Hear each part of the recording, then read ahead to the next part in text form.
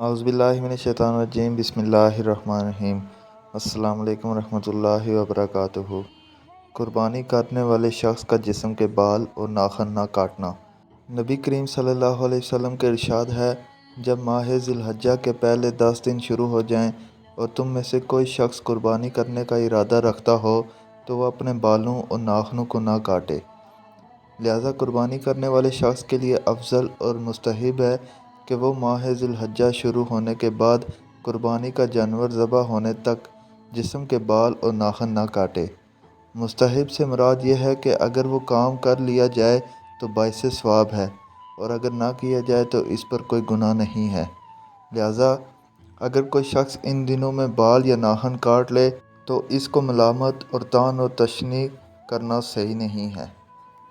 Note: مذکورہ حکم اس شخص کے لیے ہے جسے غیر ضروری بال اور ناخن کاٹے ہوئے 40 دن نہ ہوئے ہوں، کیونکہ جسم کے غیر ضروری بال اور ناخن کاٹنے کی آخری حد 40 دن ہے۔